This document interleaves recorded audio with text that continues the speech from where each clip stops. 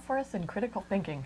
Well, I would like to know, when do you say, I can't afford it? Now, clearly, the iPhone, we have to be able to afford that. We're going to make some trade-offs for that. Have to work some overtime for that. We have to do something for that. We have to have that. But there's all kinds of situations in our life where we can't afford things. So let's take an easy example of transportation. How do we make a decision, a financial decision, on what kind of transportation we have? We could start at a Rolls Royce, and we go all the way across the line until we get the bus. So we can either take the bus or we can drive a chauffeur-driven Rolls Royce. So there's a wide opportunity. That's pretty wide there. That's pretty wide, right? So I tried to give you the extremes. Well, most people are going to find something in the middle, and depending on their circumstances. But in our own financial decision making, we have to have a direction or a path if we're going to make good decisions.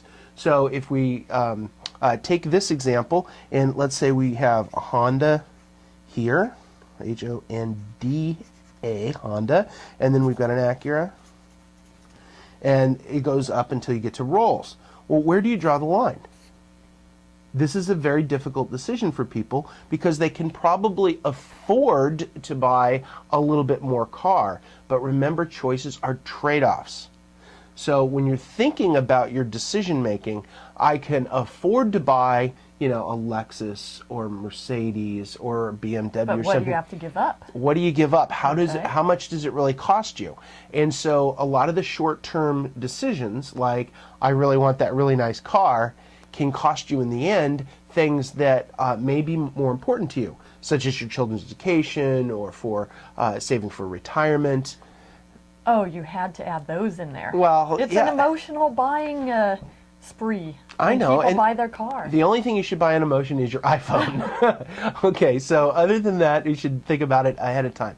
So the critical thinking here is, where do you draw the line when you say, I can't afford it? And a lot of people get into credit problems when they decide that they can afford it. And remember, credit is future stored work. It's future work you're borrowing. So you're going to have to work in the future and not enjoy that lifestyle. We talked about that last week. So the question this week for critical thinking is, when you look at this range of opportunities, from taking the bus, which is what a lot of people should be doing that aren't doing, to driving, say a used, we put used in here, a used Honda to a new Honda to an Acura, and then you got BMW and Rolls and so on the upside. Where on this scale do you draw that line? And it can't be just cars. It's houses, it's entertainment, it's vacations, it's education.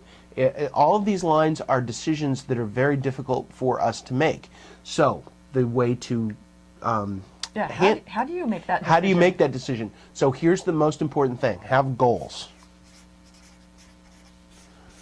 And when you have goals, you have priorities. The first goal is for, maybe you want to buy a house. Maybe you want to have a good retirement. Maybe you need to find a job. Whatever your goals are, they're in priorities, and you accomplish them one by one. And to accomplish one goal, it means you have to give up another goal.